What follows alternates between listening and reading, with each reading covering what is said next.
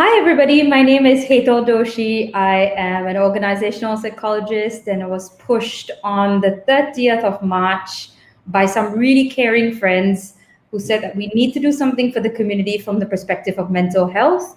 And so came along this idea of chatting with professionals in the industry, with thought leaders, with experts in their own rights, and everyday heroes just like you and I.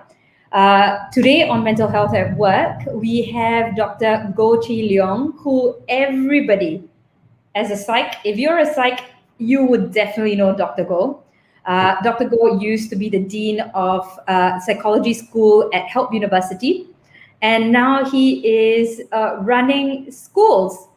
And I've always had like a really weird fantasy of psychologists ruling the world, which could probably be a bad thing, but also a great thing. And so Dr. Goh is here today to share with us a little bit about who he was in a previous lifetime, who he is today, and potentially what he sees the future as with regards to a combination of not only education but also obviously psychology. Dr. Goh, thank you so much for being here. Thank you so much for being here. What an honor. It's a pleasure. Thank you so much for having me. Yeah, Dr. Goh, please, I probably have not said enough about who you are. You would be the best person to share that. Who are you, and what have you been doing with this amazing thing called life? Well, basically, I would sum it up as I've always been in education, right? So I mean, I started off in university. Yeah. So my first teaching positions were in Otago University in New Zealand. Right. And then I came back to Malaysia in 98, 99. And at that time, with a team of very dedicated friends, we started the psychology program in Help. And so I was there for 20 years, and really enjoyed it. And we built at that time what was the first psychology program in a private university, and really enjoyed, I think, introducing a lot of young people to the world of psychology, and the excitement of not just learning about yourselves, but being able to have an impact on other people. And so I was doing that for all that while. And then about 7 years ago, I also started to spend some time with what we call K-12 education. So K-12 education refers to from kindergarten to year 12. So these are kindergartens and primary schools, secondary schools. And so I've always had a passion in education, decided to try something a bit new. And so we started a few international schools. And that's what I've been doing ever since. So right now, what I'm doing is running K-12 group called Prestigian K-12. And among the schools that we run are schools like Sri KDU in Kota Damansara, Rail schools in Cheras, Shah Alam, and JB, and Rail Kids, which is, a very large kindergarten chain with about 37 centers all over Malaysia. And also Cambridge English for Life that does, English courses. We've got about 70 centers. So my focus, in a sense, has never changed. So from being a lecturer, and then starting a psychology program, and then now looking into younger children. I guess my driving passion has always been to have an impact on education, because we always talk about the fact that, education really is one of the key pillars for society, isn't it? So when we talk about we want society to advance, we want a more enlightened society, a more humane society, a more healthy, well society. We've always talked about the fact that education, whether it's schools or universities, plays such an important role in helping us realize that vision. So I've always been there. I'm still in education, and I'll probably be in education until the day I die. So I think that's a bit about myself. Yeah. Wow, isn't it so amazing? It's just one of those, I think we're one of those lucky people who kind of had a passion and that just carried on for the rest of our lives as well. I think we're very blessed to have had something like that. So that's quite interesting that you, fresh out of university, you and your friends came together and decided that something needed to be launched in Malaysia and it would look like a psychology school. That takes a lot of guts, that takes a lot of risk. Do you remember those days, and what do you remember the most in Well, I having mean, being able to set it up? well, I think I remember that when you're young, it's easier to have courage to do things like because you're not afraid of anything. So I think when you're young, and at that time we were all in our 20s, Yeah. uh, you have that guts, that sense of no parameters, no boundaries, no limits. Anything is possible. I Yeah. think it was a lot easier to probably do it at that age than now, where I need to, in a sense, it takes more effort for me to build up that courage to actually step out of the comfort zone and do something that I've never tried before. But I think I recall when we were that young, I mean, the kind of confidence and like I say, the courage to try something new was probably more natural and came Right. more naturally. But look, I think I want to pay homage here because I mean Dr. Paul Chan, who is the Vice Chancellor of Help, and he still is one of the founders of Help University. I mean, he really was the person who had the vision, I think, to see that there was a need for psychology. So I mean, when we came in, we had the passion, but I remember at that time, I mean, approaching many different colleges and universities, and really nobody was interested because nobody saw a market for psychology. And they said, Yeah. it's business or engineering or law. Nobody's going to want to do psychology. And that's why at that stage, there was really very little interest. I mean, Right. psychology was just one subject that you thought as part of, another degree program.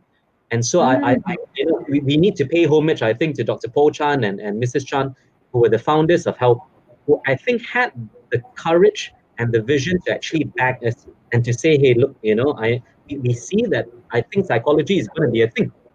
Because at that time, Yeah. like I said, nobody knew what on earth psychology was. Most of us who were growing up in psychology, I mean, in the 80s, I mean, either you had to do it in a local university like UKM, or you had to go overseas. I mean, there was really no option in Malaysia. So I guess Right. to us, the idea here was if we were to, in a sense, create a platform for psychology, the first thing is that there needs to be more places for students to study psychology, like in Malaysia. And so, starting, a private program for psychology was to us the first step. And I think Yeah. it didn't pan out because I mean, when I think we demonstrated that it was possible to actually have a huge demand. I mean, I think by about 2004, 2005, I mean, we had about 600 psychology students already by then.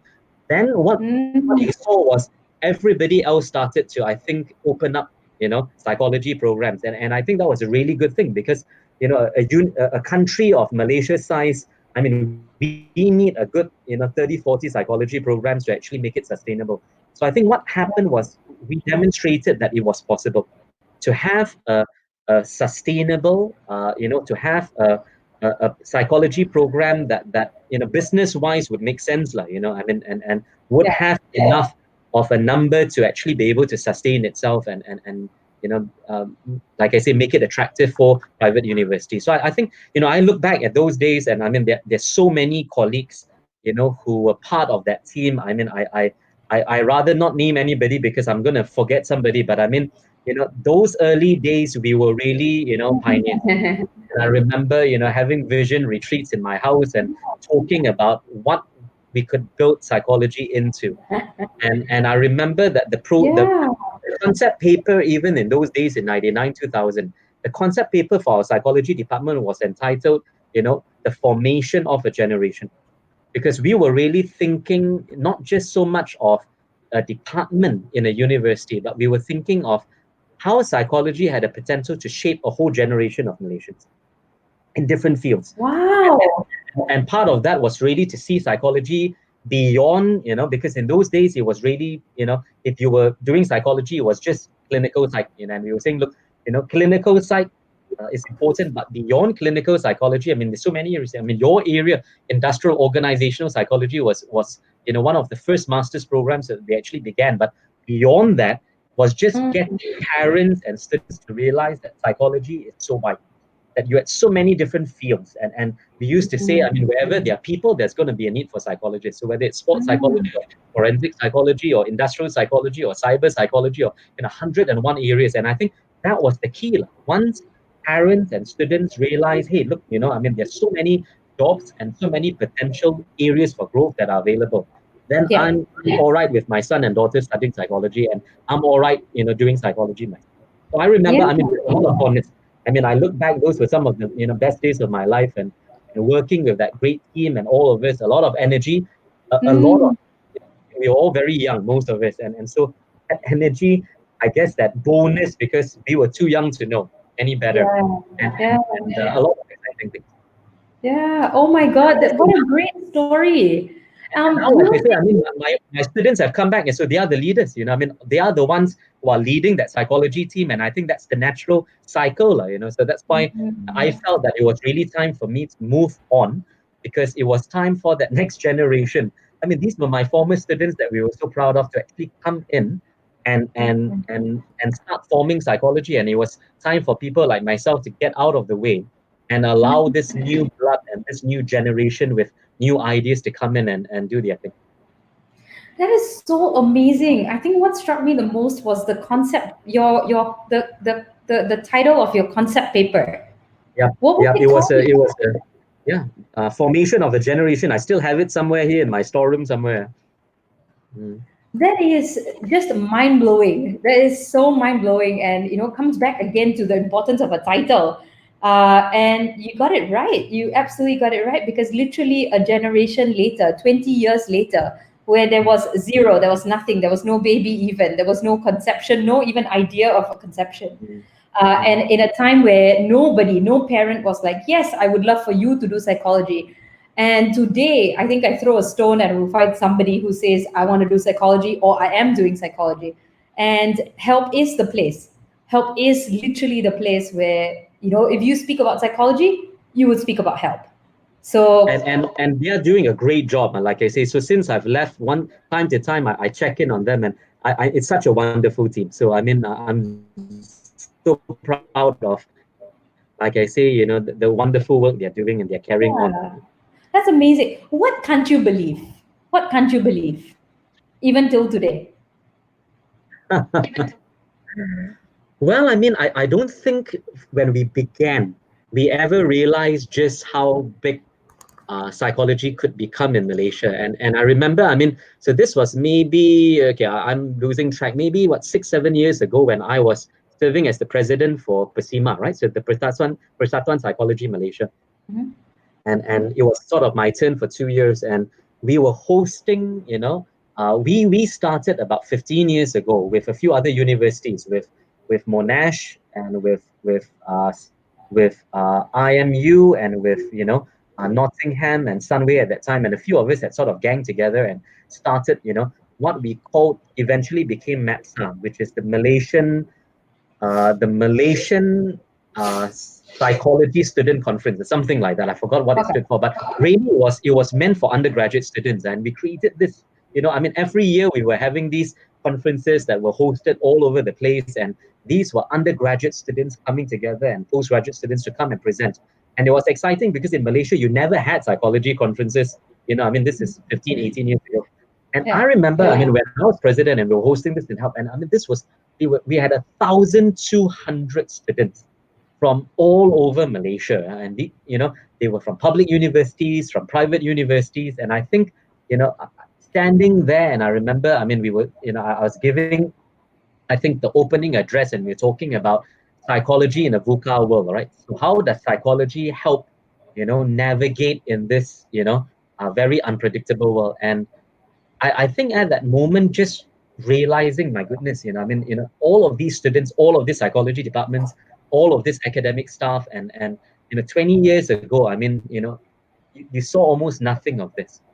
And I think that was really exciting to me. So I mean, that was really an unbelievable moment. And I Wow. would say, I think the other manifestation of it is when now, once in a while, I'm catching up with former students of mine, and they are Sorry? all over the place. These are former students of mine who graduated from our psychology program. And once in a Mm. while, I catch up with them, or they connect with me on Facebook, or I hear about them, or I read some newspaper article about them. I mean, it's amazing, I mean, so for example, the Obama Foundation Award, and they were listing, Malaysians who got into that award, right? And they were listening to Barack. I mean, three of our former graduates were actually in that program, and and and Mm. and just seeing how these graduates had gone on to do amazing things with their Mm. lives, with their Mm. careers, and having an impact on people around them. I think, we all talk about in education, that's sort of the payback, right? So that's the payoff, Yeah. meaning that, you invest in these students, they go out there, then when they graduate and they do great things, then, but actually experiencing it and grasping the truth of it, I think that's unbelievable. So I would say I'm always surprised by former students and hearing and listening about what they're doing in the world. I mean, that's amazing. And now, the same thing with schools as well. So, when I catch up with my former school students who are now graduated and gone to university, come back, it's amazing the stories that they have to tell. So that's amazing. Wow. Well, heartiest congratulations. I think that's the biggest prize anyone could get out of a career in education. Literally creating a generation that can create an impact just from a vision that you had that you still can't believe happened. So Yes. that's amazing. That's amazing. Unbelievable. Yes. I also wanted to get a bit personal. Sure. This is a program on mental health. Sure. And we as psychologists, obviously, we know something about it. We may not know everything about it, but definitely know something about it. In this 20 years, it definitely will get to your current career as well. But in those 20 years of you having a vision, a collective vision, was there a time where it was so painful and it was so difficult that you really felt like, whoa, I really am not so sure anymore? It could be a personal thing or it could be a professional related thing, but was there a time in that 20 years? And maybe what was the hardest time? And the reason why we asked this question is because, again, in our Facebook group, we've asked many questions. Each question has a lot of dichotomous answers, varied answers. But there was only one question that all the time, or in that question, we had everybody answering yes to. And that question was, have you ever felt like you were drowning? And everybody said yes. So in the 20 years, did you ever feel once that you were really, really drowning or that was really difficult for you? And what was that? Absolutely. I was going to say that it's probably a monthly, weekly event for me. I don't think there's one or two events, I think in leadership. And what was the hardest?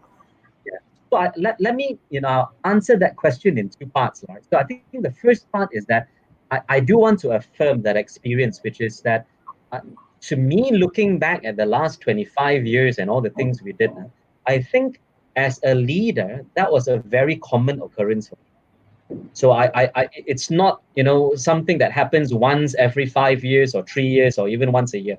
I would say, it was a regular event for me, meaning the period where you go through sort of the dark night of the soul, and you're sort of walking into the valley of darkness kind of thing. You're realizing at that point of time that there's a lot of doubts, can I do it? Do I have the ability to do it? Do I have the resources? Where's the solution? There's no light at the end of the tunnel.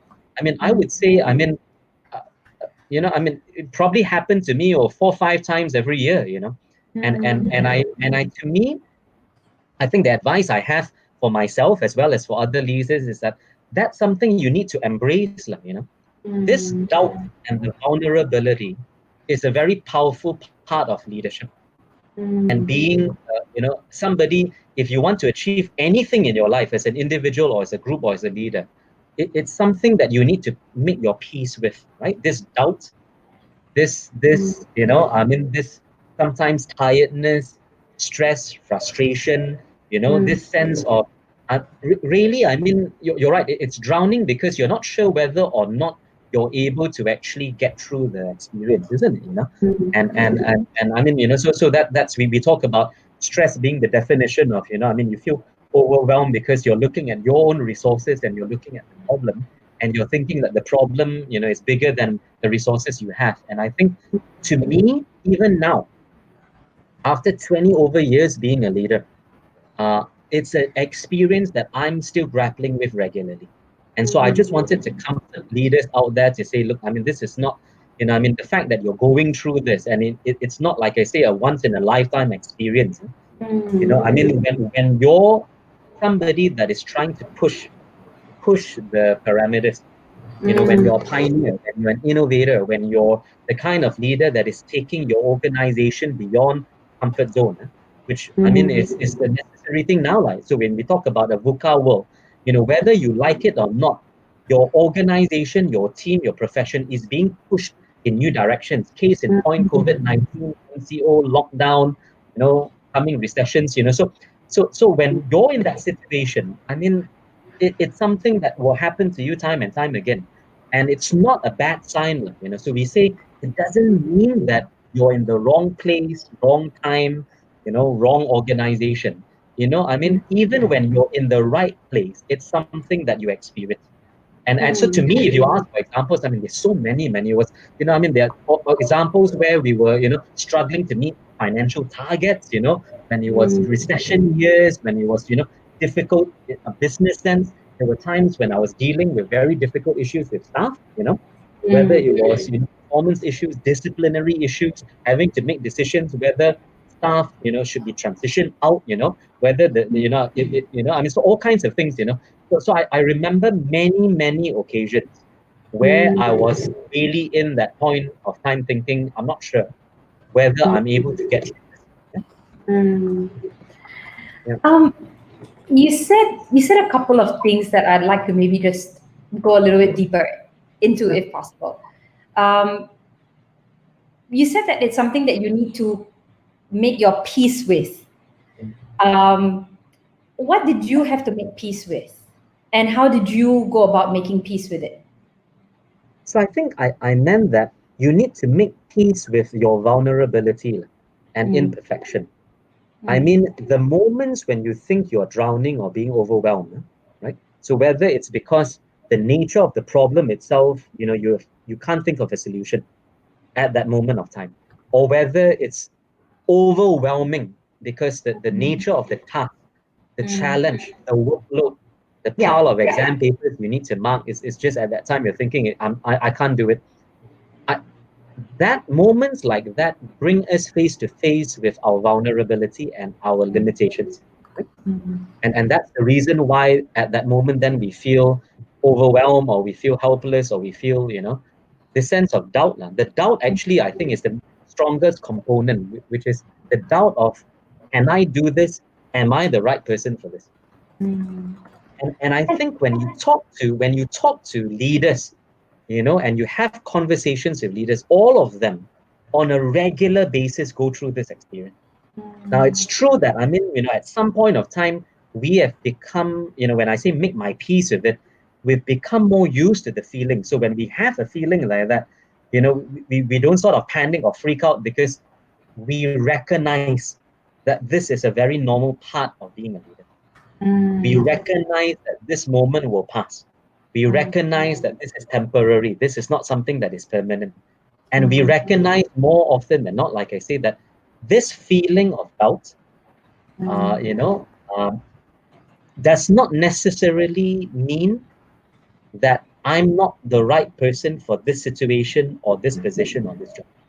And I think that's the most important, because, I mean, if whenever we encounter a situation like that, we sort of, then move on.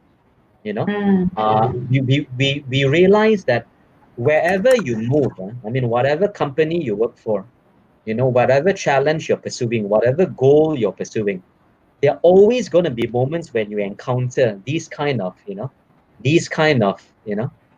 moments of doubt, like I say, and I think it's important, to make your peace with it, to say, look, this is part of the process. And there's never going to be any kind of leadership position or job in my life where I'm not going to encounter an experience like that. Yeah. And I need to be comfortable with this, and so even, I mean, in amidst, I'm so stressed out about it. I need to welcome this as part of the leadership experience. Right. So do we need to go through so many years before we come to peace with it? Because this sounds like absolutely something that you need to constantly experience before you come to some kind of understanding. In your 20 years of being a psychologist, and also probably understanding a lot of theories, a lot of concepts, does this mean that we have to go through a lot, or is there a faster way to be able to recognize this and come to peace with it? I mean, I think the speed of learning is relative, so I don't, I certainly don't claim to say that my own journey or my own story or cycle is necessarily the same cycle everybody needs to go through. I think the common thing is we all go through moments like that. I mean, that's the common thing. But I think how fast we learn to make peace with it, I think there are differences. I'm sure there are younger leaders that have, learned that faster than I have, that's for sure. I mean, I know it took me a while, but it doesn't mean necessarily that it's going to take everybody 10 years or 12 years or 15 years. So I don't think that there's necessarily a formula. Right. I think, again, as we learn in psychology, hey, different strokes for different folks, like, and different people have different capacities to learn things faster, but also different people have different emotional maturity, and different people are quicker or slower to join the dots in their head to be able to sort of understand the experience. And also it depends on the kind of support network they have around them, the kind of coaches they have, the people around them that help them process the experience, the kind of mentors they have, the kind of bosses they have. So I would say there are many factors in play, but again, my advice for young leaders is always to say, look, please, when you're going through something like that, I mean, it's not necessarily a sign that you're incompetent. It's not necessarily a sign that you're not ready for the job, because as I've said, I mean, even after 20 over years of leadership, you still go through this, Nothing immunizes you completely. I mean, there's never a point in leadership where you say, okay, I'm ready for everything. I mean, never, right? Never. I mean, you talk to even 90-year-old leaders, case in point. I mean, there'll always be something that still surprises you and takes you by surprise, and there'll always be something that pushes you out of the comfort zone. And so that element of struggling, that element of feeling helpless. I mean, you there's never a point in life where you don't have that, And I think a lot of young leaders, because they hit that early and they go, oh, maybe this means I'm not supposed to be a leader. Maybe I'm not cut out to be a leader. Maybe I'm, because first time I'm hitting this barrier, and maybe that's a sign that I should give up. And so I think it's important to really encourage and get alongside young leaders. No, I mean, that's not necessarily what it means. I'm not saying you can't change job, or it doesn't mean that you can't change trajectory. I'm not saying that. I mean, agility is important, but I'm saying that, don't let, in a sense, that doubt itself be the reason why you're not pressing on with the journey. Because in many cases, like I say, no matter what route you pick, so even if you change company, you change career, you change this and that, there are always going to be occasions where, you're out of the comfort zone. Yeah, absolutely. And you're out of your element. Absolutely. Knowing that this is a very, this is what makes us human. And this is, I think, the core of our human experience in our life. Knowing that this suffering is definitely going to be there. This experience of pain and growth is going to be there. Have you also found a way to integrate this into education? Because one of the things that and I'm sure many other people feel the same way, is that we're not really educated for the real things. We're educated for a lot of things, except the stuff that really, really, really matters. Things like relationships with ourselves, relationships with people, people who we love or who we don't love, or who we have, it's just impossible to love them. Things like money, things like, just being able to cook and to be able to enjoy a good meal from yourself without having to ask your helper or buy from outside. So knowing that this is a very crucial life skill, has that been something that you have kind of taken and implanted or placed into the education system as well, which is your new career? Certainly, I think that's one of the things that drew me into K-12 education, because we were finding that in university, it was a bit late to do a lot of things. So when we are getting students who are already 20, 21 years old, and you've only got 3-4 years with them, I mean, it's a lot to cram, a lot of life skills to cram into 3 to 4 years. And sometimes it's not realistic to be able to cram so much into such a short space of time. So we were realizing that it's not impossible, but getting them at 20, 21 years was a little bit late in terms of some of the preparation that you talked about. So, and I think that's what attracted me to say, okay, maybe we need to go back and look at kindergarten and primary and secondary school and see what else we can do earlier on, sort of upstream, right? And so one of the things that we've been working on, so as an simple example, for my real schools, we've just developed a curriculum with our principals called Real Education for the Real World, right? Because the name of the school is real. So we talked about real world skills. And we've come up with sort of a list of 10. And just so some examples of it is things like emotional resilience. So we say life in the real world, you need to have the skill sets. So as psychologists, we all know we talk about things like stress management, emotional intelligence, the ability to recognize, understand, make peace with feelings, but also this idea of perseverance, like gumption, right? I mean, the ability to have the discipline to hang in there, even when the going gets tough and you're out of your element, you don't give up, right? You have that fighting spirit, for lack of a better word, the discipline, the willpower to sort of hang in there, even though you're being pushed, and so often, for example, we talk to teachers and parents to say, look, that there needs to be a balance. On one hand, you create this safe environment in the school, so that school should be a place where it's full of joy and children love coming to school. But on the other hand, you can't, sort of be overprotective of children to the point where, I mean, there's no stress, there's no challenge, I mean, really you're creating this force field protective bubble around kids so that by the time they're 18, they never experience disappointment. They never experience stress. Then you're not really preparing them for the real world. So I think it's the balance of what's then age appropriate.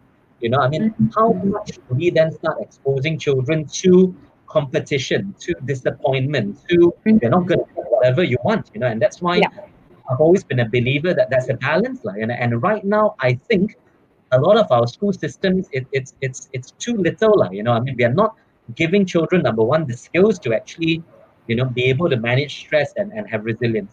On the other hand, we're also not giving them the opportunities because we are just too protective, and everything is sort of protective layers. So they don't, in a sense, they're not exposed to any real life adversity. So I think, and of course, looking at other things like, relationship building, you're right, social partnerships, communication skills, but even things like digital mindedness and that kind of thing, and being able to adapt, so I mean, in this new environment, that fluidity, that means you have to adapt. MCO being good case in point, when something, out of the blue happens like COVID-19, do you then have the adaptability to be able to shift?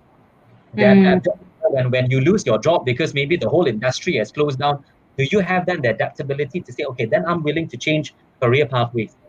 So having that fluidity is so important in what we call the VUCA world, right? VUCA, volatile, uncertain, complex, ambiguous, right? So in this VUCA environment, children will need this kind of skill set. So that's really our focus. That's what we've been doing for the last 5-7 years.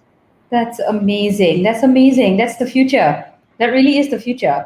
I wanted to check in with you as well with regards to knowing that mental health related issues are on the rise, definitely on the rise.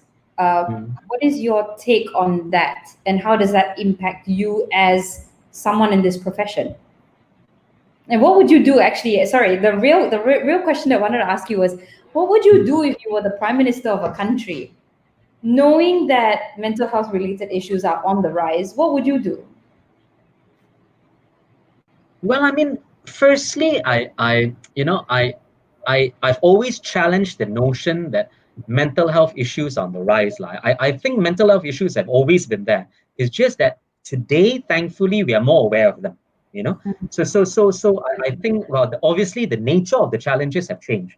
But I mean, bear in mind, when you look 30, 40, 50, 100, 200 years ago, I mean, it's not that there were no mental health issues. It's just the nature of the issues were obviously different. So obviously, they didn't have cyber addiction 100 years ago because there were no computers or the internet. But bear in mind, they still had, I think, very severe issues 100 years ago. But because, I mean, the field of psychology and mental health was not developed, unfortunately, a lot of these issues were swept under the carpet, or nobody knew how to diagnose the issues. There were no statistics. I mean, there was no way of detecting a lot of the mental health issues. So I would say, I mean, mental health issues have always been there. I think it's debatable whether we can say the issues are on the rise. But look, I certainly agree with the point that they are not being addressed adequately yet, right? But I think most countries in the world recognize the fact that there's a lot more work that needs to be done to actually create more holistic mental health and wellness systems and platforms, right? And as we know, it's a lot more than just saying, okay, there are more counselors, there are more psychologists, there are more clinicians, there are more psychiatrists. I mean, it's more than that. It's really a community mental health approach. It's preventive approaches. It's education in schools. So I think we all realize it's workplace culture. And so there are many moving parts. And I think there's no country in the world that can say they've adequately responded to all of them. Now, of course, there's some countries that are leading the way, and there are other countries that really need to catch up. And I think Malaysia, we've been arguing for the last 20 years, we are a country that needs to catch up. I mean, there's so many things that we still lack, There's so many things that, everybody agrees. Government, private bodies, psychologists, all of us agree that, there are so many gaps we have yet to fill. So, if you ask me, it's all of those areas. I would make psychology and mental health education a compulsory part of school education, from primary level all the way up to secondary, all the way up to university. It would be a core curriculum alongside, kesihatan and physical health. You would have mental health curriculum in there. And I would say, that safety net would need to be widened. So we need a lot more, counselors, clinical psychologists, psychiatrists that are available, to all communities, not just in a big city like KL, but you need them in all the different communities and villages. I think there needs to be a lot more, preventive education among the public, so the public needs to understand a lot more about what is mental health, what are some warning signs, what can I do to safeguard the mental health of myself, my employees in a company, but also my family, so a lot more community education, right? So I think just a few things, but look, I also want to say that the fourth industrial revolution gives, I think, psychology a great opportunity, in a sense, to make more accessible and available mental health services, right? So I think a lot of people now, because of the MCO lockdown, have had to start looking at virtual counseling, virtual therapy, which I'm a big fan of. But not beyond that, and not just face to face, but in the last 10 years, people around the world have developed amazing mental health apps, using artificial intelligence in terms of, enabling mental health preventive programs. And so I think that whole area of using technology, the Internet of Things, using artificial intelligence, and combining that with mental health, and then looking at the potential of what can be developed, I think that's a space that is still underdeveloped in psychology. And I remember one of the last things we did, before I left Health 3 years ago, was, the whole team there, actually developed a whole new curriculum for psychology in their degree program, which actually included elements of this fourth industrial revolution. And I remember we started then talking about we need to teach our psychology students about things like app design and user interface and things like that, because the psychology products of the future are not going to be the same products of 30-40 years ago. So the psychologists of the future need to understand the power of technology. Yeah? So whether it's VR or AR or look, just to give you an example, as far back as 18 years ago, I remember visiting labs in the UK that were using virtual reality, technology to help stroke patients recover. This is 18 years ago, but unfortunately, not enough psychologists have been progressive enough. A lot of psychologists are still so scared by technology, which is crazy, They're still so conservative, still insisting, that technology is a. So I would say psychologists need to embrace technology, because there are a lot of things that will make psychological services and mental health services more widely available to the other 40 million people in Malaysia right now that are not living in a big city like KL. So I think that kind of spread, that's something that we need to explore more. Right. That's fantastic. I think one of the aversions that psychs may have towards technology would be, in essence, the need to connect from human to human. So they're like, no, this technology is coming in the way. But yeah, I totally agree. I totally, absolutely agree that there is a phobia among psychs to venture in that space, just as you would have a lot of other professionals, like maybe even lawyers and so on and so forth. So yeah, definitely a space to be explored. And what's more interesting is that there are a lot of non-psychs getting into the space of mental health with tech, which is just also mind-boggling for me. But interesting space nonetheless. I wanted to check in with you.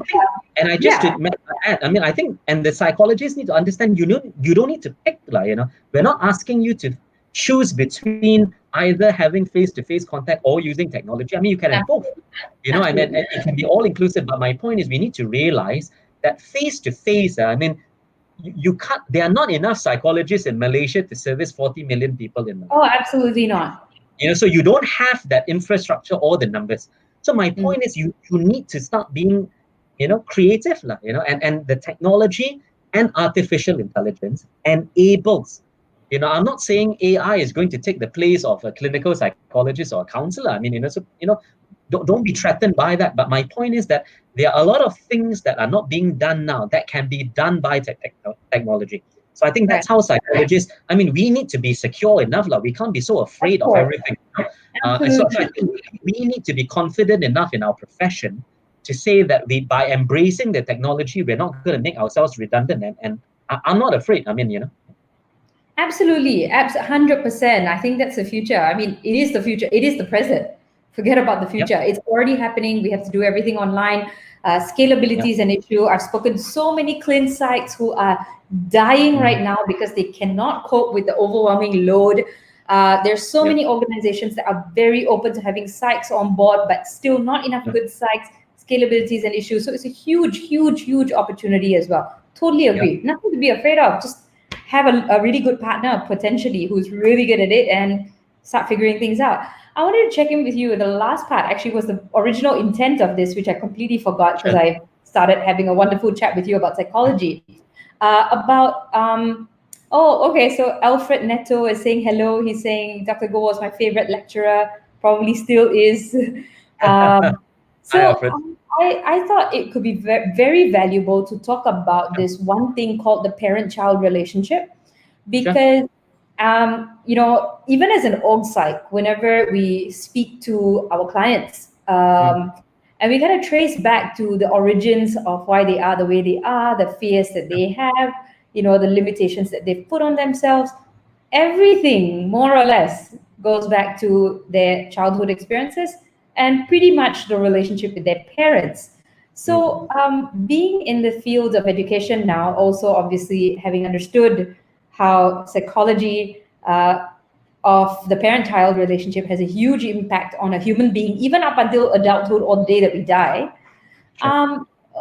How have you seen this relationship of the parent-child evolving, and what is your advice really for parents these days?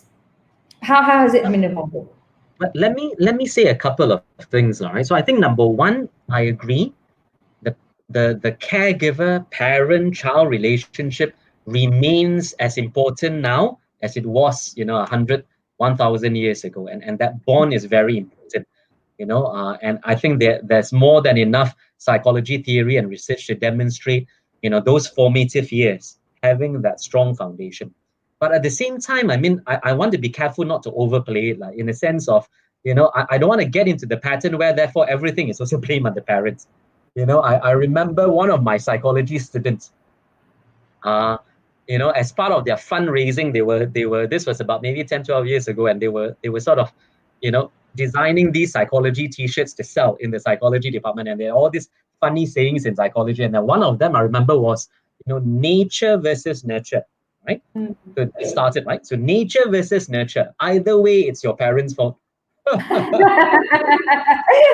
my point is, that's the danger. Right? So, I mean, I'm certainly, I've been doing parenting workshops and talks. I mean, Real, we've just opened up a whole parenting website for the public called Real Parenting. And so I'm a huge supporter of giving parents support. But at the same time, look, I mean, I wouldn't put all the eggs in that basket. I mean, when we look back at our own lives, right, I reflect back. It's not as though, every bad thing that happened in my life, every wrong decision, every character flaw, personality flaw I had, point the finger at my parents. No, I mean, my parents were lovely. They loved me. You know, I mean, that was the one lesson they taught me. It's unconditional love. But I mean, I take ownership of a lot of things that happen in my life. I mean, in my life. So my flaws, you know, my issues, so whether you call it my psychological makeup, you know, the weaknesses, limitations I have, I mean, I can't dump that on my parents. I need to take agency and ownership of it. But having said that, I get where the question is coming from, Hital. So let me address this, which is so bad. Parents be blamed with everything, you know, because my point is, as you know, it's you know, when we talk to clients, right? When we talk to adults, the key is really getting them to take responsibility for their lives. And it's very important not to get into the pattern of, you know, say that's why my parents didn't love me enough. My parents didn't, you know, and you know, and it's important to realize, yes, I mean, it's true. Your parents had an impact on you, and that's part of your story, all right? Who you are today, certainly in part is influenced by your parents, as is influenced by your friends and your teachers and your environment and your culture, and you know, all of your friends that you're Facebooking with, and all of these people make up part of your story, and you know, you embrace that, you know, strengths and weaknesses. But it's important to also then say, look, you take ownership for who you are, you know. And so now that you understand who you are, and part of that comes from your parents, it doesn't mean that moving forward into the future, you can't rewrite your story, you see, isn't it?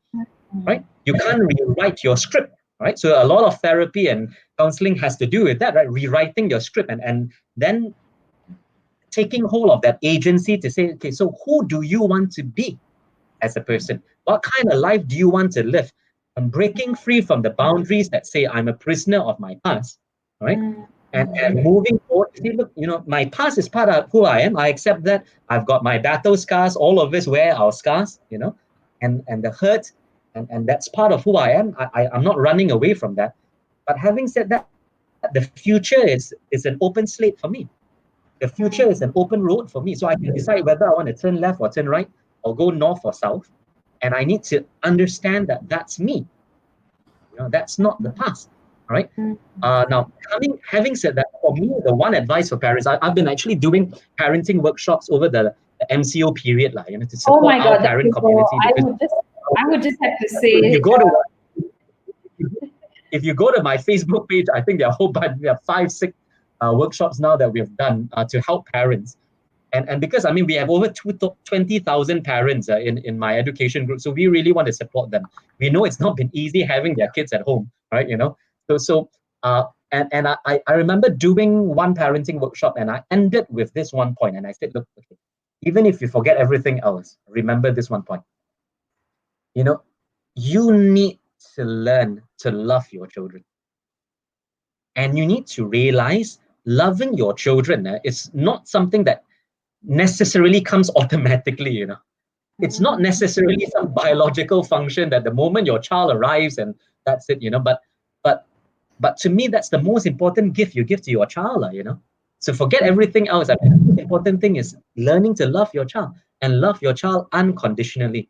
So your child knows that whatever happens in their life, whether you agree with their life decisions or not, whether they make you proud or disappointed, or you know, whether they get an A or an F, whether they win the race or get last, or whether whatever it is they do, whether they bring back the boyfriend, girlfriend of your choice, or you know, your nightmare, you know, whether they decide to get married or not, whether they decide to have children or not, whether they decide to go into a proven profession or not, whether they decide to migrate or stay here in Malaysia, or whatever life path they choose, you know, knowing that you love them, I think is the greatest gift a parent can give a child, especially when they're growing up. Because I mean, when we talk about all of the bad things that can go wrong, a lot of it stems from that, isn't it? A lot of the story scripts, a lot of, you know, this, you know, Freudian kind of analysis stems from, oh, my father didn't love me, my mom didn't love me, my acceptance wasn't there, you know, and to me, I say, look, that's the most important thing, you know.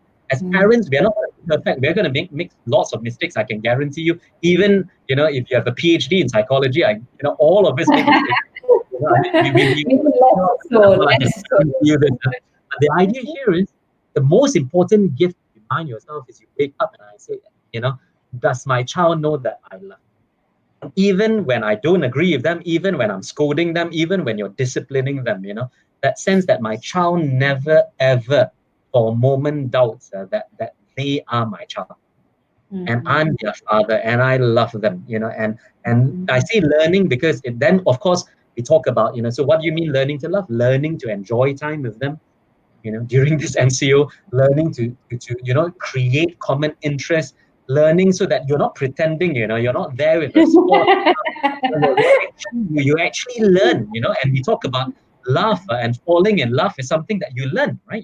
It's not something that necessarily comes or goes. It's something that you have to learn to enjoy being with your children because you can't fake that, Your children know that you don't like being with them. Children, and children from a young age can detect if it's a fake thing, right? And it's not just something that you heard, Goh Chi Leong say or He Tao say on a show, and then you went back and say, okay, I love you very much. And it's the fact that it needs to be something that is genuine that you build with your child. So I think this bond of learning to enjoy being with your children, learning to really spend time with them, and even though it's up and down, you have good days and bad days. I'm not saying you enjoy every single moment, that thing. I think overall that whole sentiment of children know that my parents love me. And they know that even when, they're having the biggest argument with me, that love comes across, that there's no other agenda, And of course, then we talk about the antithesis of love, So, I don't use my children as weapons. I don't use my children as an advertising chemist. So, I can tell you, when I used to give, I've been giving parenting workshops for 15, 18 years, I would never bring my children to a parenting workshop. I would never use them as an example, because they are more important than my career. So a lot of people say, yeah, it's better, if you can talk about your children and, show the world how successful or well-adjusted my children are. I say, yeah, I can. I probably would be more successful, but I'm not, because, my children are not my career makers. I don't use my children to forward my career or to forward a sale of a book or a video or whatever it is. I'm not doing that, So I think as parents, we need to be constantly saying, look, at the end of the day, when we say we love our children, it needs, we need to be questioning our gender. So of course, as you know, there are various plays, so am I living my dream through my children? Am I, using my children as a competitive tool so that I've got bragging rights over my relatives because my kids are smarter than your kids and my kids can, I don't know, whatever, got more A's or, went into a better university or is earning more money or, that's ridiculous. So I think, the moment as parents, then we stop playing these games and using our children as tools. And we say, look, in the end of the day, my job as a parent is to love my child, right? And because I love my child, the only desire I have for my children is I want them to have a full and a happy life. And that's something that I often tell my own children to say, look, in the end of the day, you do know that mommy and papa, we are not pressuring you to do anything. In the end of the day, the lifestyle you choose is your lifestyle. Whatever you choose to do, whatever you choose to study, wherever you choose to work, whether you choose to get married or not, all of this stuff, as saying from the very beginning, none of it is about us. You pick success on your own terms. If you're happy, I'm happy. You pick a life of your choice, I'm happy. And I think the idea here is, therefore, if that's the goal of parenting, for me to give my children all the opportunities, in all the tools, the skills, all of the skills, the education, and the emotional maturity to be able to live life on their own terms, then I think we need to realize as parents that we need to get out of the way sometimes, and we need to be very, very careful about this. And like I say, what are the children to us? Because a lot of times adults, parents are so ultra competitive, and many times the children. That's why the children are stressed out, That's why they're having nervous breakdowns because basically, the pressure is on, mom and dad is basically, they're counting on me to basically validate their own existence, isn't it? And so I need to say, no, I'm a whole person, to my children, but I'm, my own happiness and my own life and my own validity and fulfillment as a human being. I'm responsible for that. You're not responsible for my happiness. And that's very important. So I said, child, I'm not dumping that on you, and I think, that's important. And look, you know what? I mean, that was the most important gift my parents gave me, and that's why, I mean, my own parents are my models for parenting, because, I mean, they never loaded any of that nonsense on me and my brother. I mean, we were really raised in such a loving environment where we were given total freedom. If not, how to end up doing psychology, isn't it? I mean, in the 1980s, who would have supported anybody to study psychology? And so Yeah. we were given so much support and freedom. And I think so that would be my advice for parents. One thing, just love your children. You love your child. A lot of other things you don't worry about. Yeah. And there's so many amazing things that you've said with that. I love the fact that you don't automatically love your child. You just don't. It It's is a choice. something that you It's a will choice. have to learn how to do. And But it's also a choice, lah. I mean, we say, Hita, that love is a choice, lah. Love. I mean, with anything, whether it's husband or wife or friends, we always say love is not just a feeling. Infatuation is a feeling, right? So when we talk about married couples, that's the same advice we give them. We say, look, I mean, falling in and out of love, that one is infatuation. Real love is a choice, man. Real love is, waking up every day and saying, my role is, what can I do to enrich your life? What can I do to journey with you? What can I do to support you so that you're in a better position to actually reach your level of happiness? And so I think for me it's a choice, and so I think parents need to wake up to that, to say, look, as a parent now, whether I love my child or not is a choice, and every day, and that's what makes Mother's Day, Father's Day so special. I mean, these people don't have to do it. These inspirational moms and dads are that, I mean, all these fantastic stories you hear about, all the sacrifices. I mean, these are sacrifices they chose to make. They choose, not because they have to, but because they choose to love, they choose to make the sacrifices. So I think that's more inspirational than saying, well, it's some biological inborn instinct. I have no choice. I don't want to. So I love my children. I mean, I don't think that's the way. I think the more beautiful, noble picture is to say, you know what? It's difficult, it's challenging sometimes to love people, but every day I have to make that choice. And it's not one choice, just like marriage. It's not the choice you made like 20 years ago. I mean, I just celebrated the 20th anniversary of my wife. It's oh, not congratulations. it's not the choice that you made 20 years ago. It's not one decision. It's every day, many times you have to make the decision to love somebody. To put the needs of other people, alongside your own, so that you're not just thinking of yourself. And I think, to me, that's the same as parenting. So there are parents who have not woken up yet to the idea that it's not just about, it's all come naturally, and therefore maybe I'm not such a good mom and dad because I'm finding it so difficult to do. And I say, look, it's okay, don't feel guilty. I mean, all of us feel difficulty. It doesn't always come naturally to love, like I say, being with your child, love your child. Sometimes, I mean, there are all kinds of things that get in the way. And so it's okay. But then you make the decision now to learn to love, learn to love your children. Wow, that was really amazing. That was really, really amazing. I just really like lost for words actually. It's I think it's what has gotten to me is, why are we not educated enough about things that matter the most? And hopefully with more amazing human beings like you, that we are actually educated on the things that matter. And I love the one who said, whether it's nature or it's nurture, it's your parents' fault. But what he has or she got right is the fact that it's such an important relationship. And it is something that, if it's so important, then we should learn about it. It shouldn't have to happen by chance. It shouldn't have to take so long. There shouldn't be, of course, there can be mistakes, but we don't have to make so many painful mistakes. And, for that, I'm really grateful that there are people like you out there who are converting these very, very important things that matter into learnable skills in the education system. And, God bless you for doing that, because I don't know, it blows my mind the fact that it isn't being done when it's the most important thing.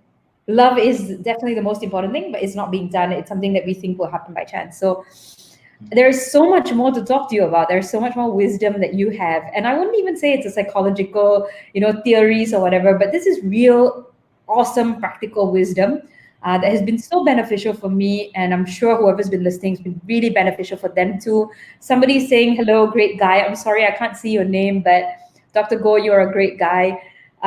So we will hopefully catch up again soon and be in touch so that we can have more tips and techniques for parents as well as we go along. But for those of you who would love to connect and hear a little bit more about what Dr. Goh has to say about parenting, how can people get in touch with you, or how can people follow what you're doing, Dr. Goh?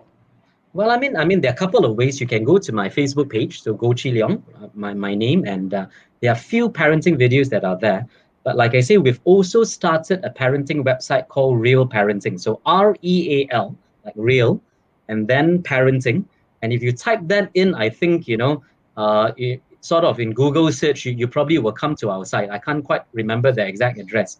But I mean, a lot of free stuff there. So I mean, all of our videos are there.